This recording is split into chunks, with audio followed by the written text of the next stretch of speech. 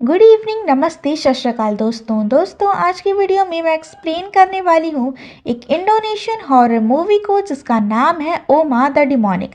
तो इस मूवी की शुरुआत में हम एक कपल को देखते हैं जो कि चुपके से एक रात एक घर पर चले जाते हैं। अब वहाँ पर वो लड़का उस लड़की को वहीं पर रखा हुआ एक क्राउन पहनाता है, जिसके बाद में वो उस लड़की को प्रपोज करने लगता है और लड़की भी हाँ कर देती है।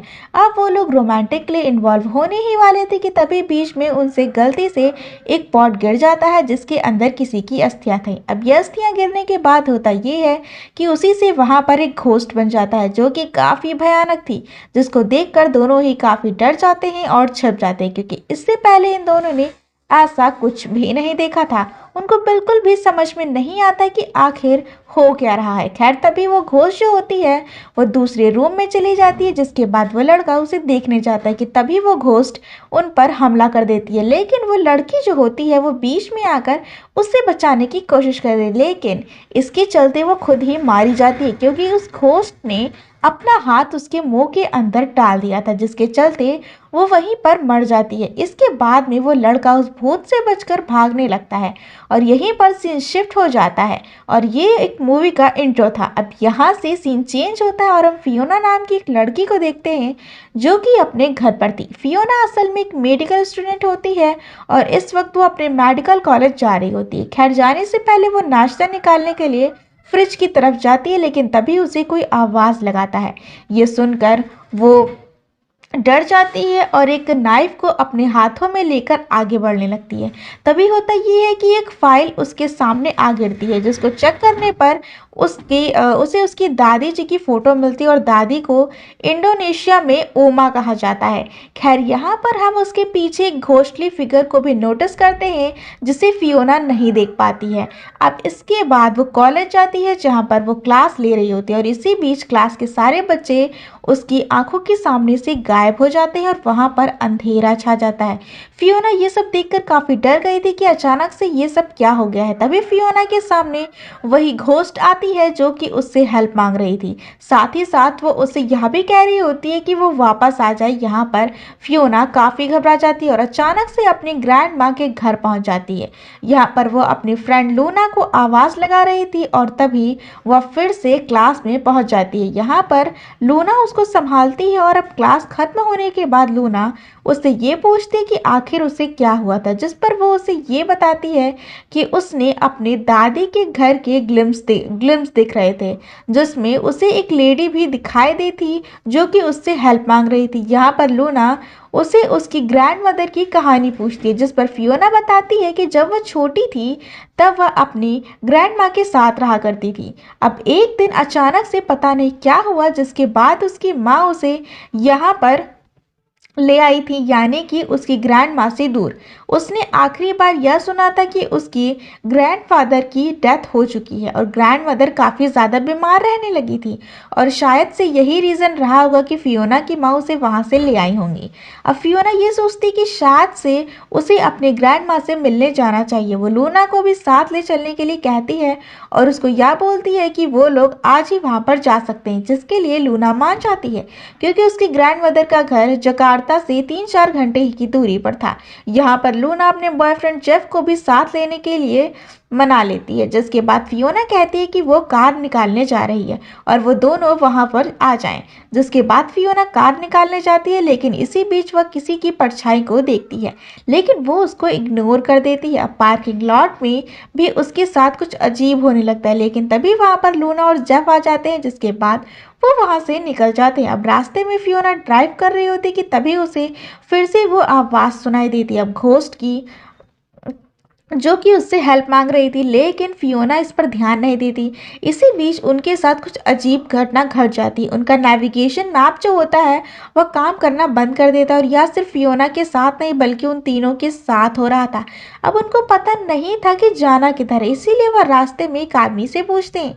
उनकी डेस्टिनेशन के बारे में, जिस पर वो आदमी कहता है कि वो तो काफ़ी आगे आ चुके हैं, उनको काफ़ी पहले ही एक टर्न लेना था। अब यहाँ फियोना पूछती है कि क्या वो इस रास्ते से नहीं जा सकते, जिस पर वो आदमी ये बोलता है कि जा तो सकते हैं लेकिन यह खतरनाक होगा क्योंकि अब अंधेरा होने वाला है। लेकिन वो लोग इसी रास्ते से जाने का डिसाइड कर चुके थे। लेकिन तभी रास्ते में चलते हुए उनके सामने एक घोस्ट अपीयर होता है, जिसको देखकर फियोना अचानक से ब्रेक लगा देती है और यहाँ पर गाड़ी एक पोल से जा टकराती है। खैर, अब यहाँ पर उस घोस्ट को सिर्फ फियोना ही देख पा रही थी, बाकियों को वो नहीं दिखता। कहता है कि गाड़ी का रेडिएटर टूट चुका है, इसीलिए उन्हें अब यहाँ से पैदल ही आगे बढ़ना होगा।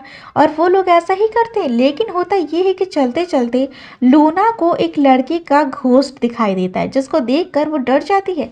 लेकिन जेफ बोलता है कि यह उसकी थकान की वजह से हो रहा होगा। अब वो आगे बढ़ जाते हैं, लेकिन वो रास्ता भटक चुके थे, इसीलिए वो एक आदमी से रास्ता पूछने की कोशिश करते, लेकिन वो उनकी बातें सुने बिना ही आगे निकल जाता है, जो कि बहुत ही अजीब बात थी। अब वो थोड़ा आगे ही दौड़ते हैं, जिसके बाद उन्हें फाइनली घर मिल जाता है, यानी कि ये उसकी ग्रैंड माँ का घर था जो कि उन्हें मिल चुका था। यहाँ पर उस घर को फियोना देखते ही पहचान लेती है, क्योंकि उसने अपना पुराना बचपन यहीं पर व्यतीत किया था। यहाँ पर वो लोग मेन गेट की बेल बजाने लगते, लेकिन गेट लॉक नहीं होता, इसीलिए वो अंदर चले जाते हैं। तभी हम नोटिस करते हैं कि वो बेल जो है वो अपने आप ज़मीन पर गिर पड़ती है। खैर, इसके बाद वो अपनी ग्रैंड मदर को आवाज़ लगाने लगती है और उसके बाद उसकी ग्रैंड मदर बाहर आती हैं, जिसके बाद वो लोग अंदर जाते हैं, लेकिन लूना बाहर ही रुकी हुई थी। खैर, इसी बीच लूना को एक परछाई दिखाई देती है जो कि इधर से उधर जा रही थी। तभी हम देख पाते हैं कि फियोना अंदर थी और उसकी ग्रैंड मदर फियोना के लिए कुछ लेने जाती हैं, और तभी फियोना भी लूना को अंदर बुलाती क्योंकि बाहर खड़े रहना ठीक नहीं था। तभी फियोना की ग्रैंड मदर उसे कुछ खाने के लिए लाती हैं, जो कि वो उसके बचपन में बनाती थी और फियोना को काफ़ी पसंद भी था। अब होता ये है कि रात हो जाती है, जहाँ पर उन लोगों को ये पता चलता है कि उसकी ग्रैंड मदर के यहाँ पर बिजली है ही नहीं, इसीलिए वो कैरोसिन लैम्प को जलाती हैं। और एक अजीब बात ये थी कि यहाँ पर उन लोगों के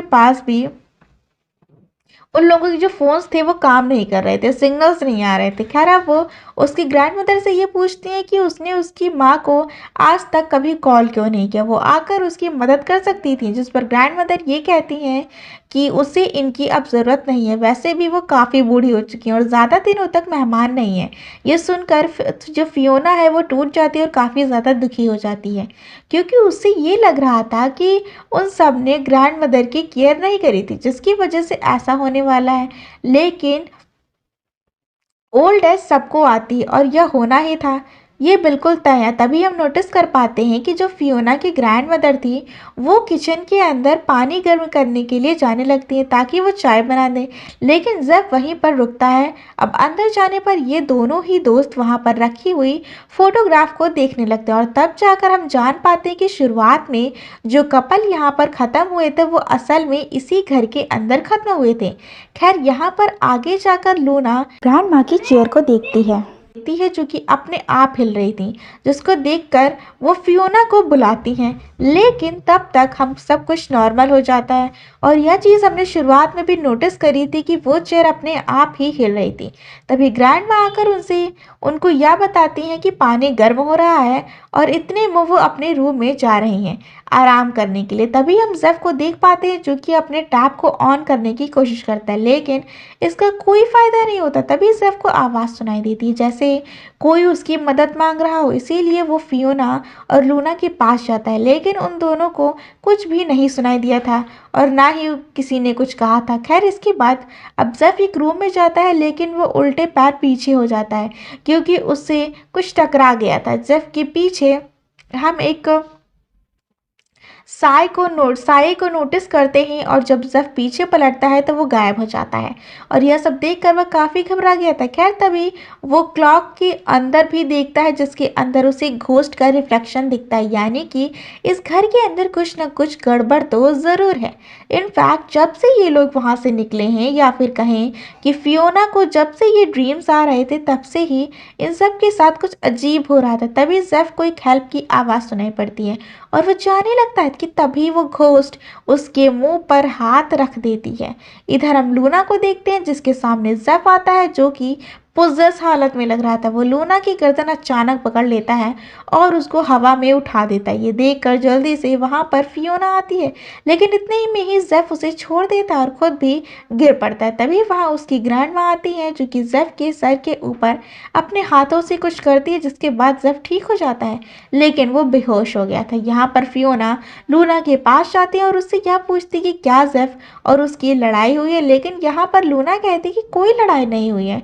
उसे लगता है कि जेफ पोजेस हो गया था और इस घर में हो ना कुछ तो अजीब जरूर है। अब ये सुनकर फियोना को काफी गुस्सा आ जाता है और वो उसे खरी खोटी सुनाने लगती हैं, क्योंकि वो मेडिकल स्टूडेंट होकर, पढ़ी लिखी होकर ऐसी बातें कर रही थी। लेकिन बाद में फियोना को रिग्रेट होता है और वो लूना से माफ़ी मांगती हैं और वो दोनों गले लगते हैं। खैर इसी बीच वहाँ पर उसकी ग्रैंड माँ आ जाती है, जो कि ये कहती हैं कि जेफ अब बिल्कुल ठीक है और वो आराम कर रहा है और इसीलिए कोई भी डिस्टर्ब उसे ना करे। इसी बीच दादी चलते चलते एकदम से गिरने लगती हैं, लेकिन फियोना और लूना उन्हें पकड़ लेती हैं, जिसके बाद में फियोना दादी को उनके रूम में छोड़ने जाती हैं, जहाँ पर दादी ये कहती हैं कि रात काफ़ी हो गई है, इसीलिए आज रात वो यहीं पर रुक जाएं। यहाँ लूना फिनोया के सामने उसके डैड के बारे में पूछती है, जिस पर वो ये बताती हैं कि उसके डैड खत्म हो चुके हैं और फिर बाद में उसकी माँ ने ही उसका ध्यान रखा था।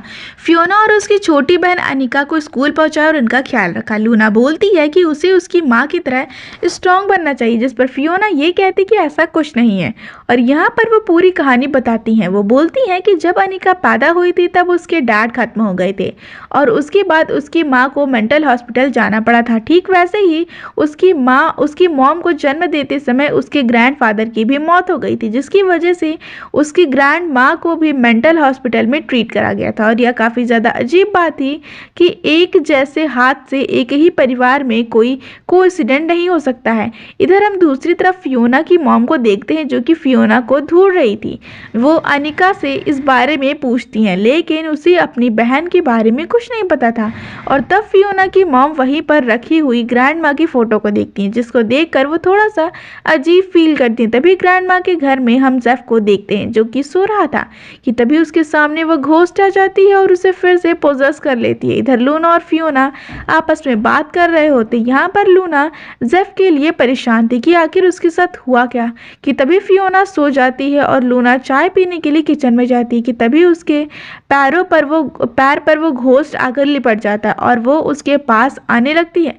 लेकिन तभी लूना वहां से भाग जाती है और जेफ से टकरा जाती है और जेफ से गले मिलती है। लेकिन हम देखते हैं कि जेफ के हाथों में चाकू था और वो लूना के ऊपर हमला करने लगता है और तभी लूना की आंख खुल जाती है। दरअसल ये लूना का एक सपना था, लेकिन फियोना और लूना दोनों को हेल्प की आवाज़ सुनाई दे रही थी और पीछे पलटने पर वो देखती कि उनके पीछे एक लड़की बैठी हुई है, जिसको देखकर वो वहां से भागने लगते हैं। तभी बाहर उन्हें उनकी दादी मिलती है, जो कि अचानक उनके सामने आ गई थी और फिर से यहाँ पर दादी को चक्कर आने लगते हैं और वो दादी को पकड़ती हैं और दादी उनको ये कहती है कि वो यहाँ से बाहर ना जाएं, क्योंकि बाहर काफ़ी बुरे लोग हैं।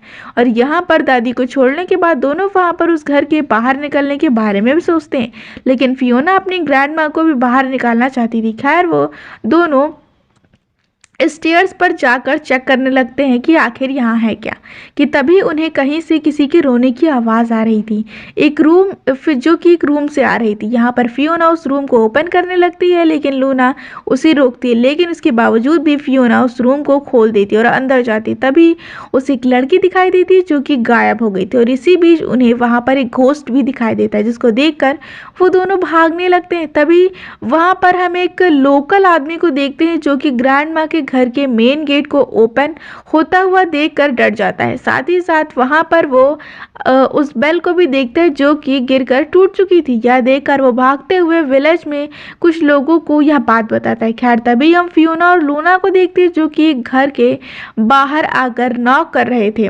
ताकि उनको कुछ हेल्प मिल पाए, तभी जो कि विलेज से ही था और वो फ़ोन पर बात करके काफ़ी ज़्यादा परेशान होती हैं। बहुत ही अजीब सा दुख उनके चेहरे पर दिखाई दे रहा था। इधर दो लोकल आदमी ग्रैंड माँ पर उन्हें वही बेल मिलती है और वो उसे फिर से फिक्स करने की कोशिश करते हैं, लेकिन तभी एक घोस्ट आकर उन दोनों को मार देती है। दूसरी तरफ फियोना और लूना उस ब्रिज तक पहुंच जाते हैं जहां से वो आए थे, यानी कि फाइनली वो बाहर निकल गए थे। दरअसल ये जो ब्रिज होता है वो उनकी कार के पास में ही था। वो उसके पास जाकर देखते हैं तो वहाँ पर काफ़ी भीड़ लगी हुई थी और वहाँ पर 3 लोगों का एक्सीडेंट हुआ था जो कि ऑन द स्पॉट ही ख़त्म हो गए थे। और दोस्तों अब यहाँ पर हम देखते हैं कि इस मूवी के असली पत्ते असल में ये जो एक्सीडेंट हुआ था वो किसी और का नहीं बल्कि इन्हीं 3 दोस्तों का हुआ था। और यहाँ पर ख़त्म होने वाले कोई और नहीं बल्कि यही 3 थे।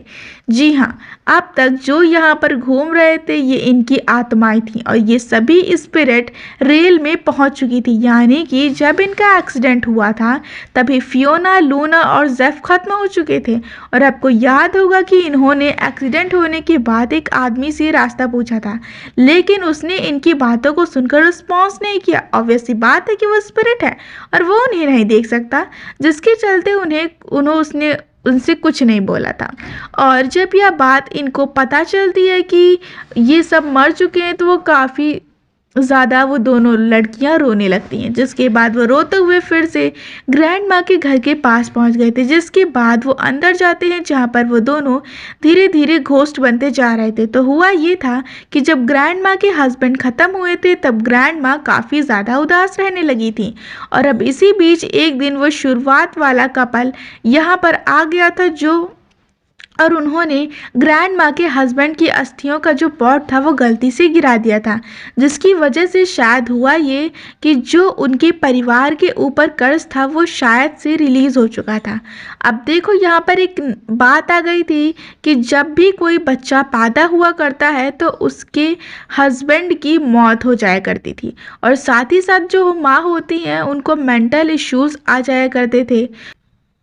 तो ऐसा हो सकता है कि इन्होंने संतान के रूप में इन्होंने किसी डीमन से डील करी होगी और वो डील ये होगी कि जब भी कोई बच्चा पैदा होगा तो वो उस डीमन को भेंट देना होगा, लेकिन इन लोगों ने ऐसा नहीं किया होगा, जिसके चलते हस्बैंड को यहाँ डीमन ले जाया करता है और बाद में वो जो फीमेल होती है उसको भी वो टॉर्चर करा करते हैं। अब जो शुरुआत वाला कपल था उसमें से जब लड़की की मौत हो गई थी तो वहाँ पर ग्रैंड माँ आ जाती हैं, जिसको इसी शैतानी आत्मा ने प्रोसेस कर लिया था, जिसके बाद वो उस लड़की की बॉडी को खाने लगी। ये देखकर जो उस लड़की का बॉयफ्रेंड होता है उसने ग्रैंड माँ को मार दिया था, जिसके बाद उस लड़के की भी मौत हो जाती है। और जिस लड़के की आत्मा को पहले लूना ने देखा था वो उसी लड़के की थी एंड जो उनसे आत्मा जो हेल्प मांग रही थी वो उस लड़की की आत्मा होगी, क्योंकि उन लोगों को पता ही नहीं था कि वो ख़त्म हो चुके हैं, जैसे कि इन लोगों को बिल्कुल अंदाज़ा नहीं था कि वो ख़त्म हो गए थे। अब जब फियोना की माँ ने यह सब देखा कि यहाँ पर क्या हुआ है, उसके बाद से ही वो उस घर से अपनी बेटी यानी कि फियोना को लेकर चली गई। और फियोना की माँ उसे वहाँ से इसीलिए लेकर चली गई थी क्योंकि वो नहीं चाहती थी कि वो उसको बताएं कि उसकी ग्रैंड मदर ख़त्म हो चुकी हैं। उसने इसीलिए झूठ बोल दिया कि उसकी ग्रैंड माँ जिंदा है और वो बीमार है, क्योंकि ऑब्वियस सी बात है कि छोटी सी बच्ची जो कि अपनी ग्रैंड माँ से इतना प्यार करती है वो इसको बर्दाश्त नहीं कर पाएगी।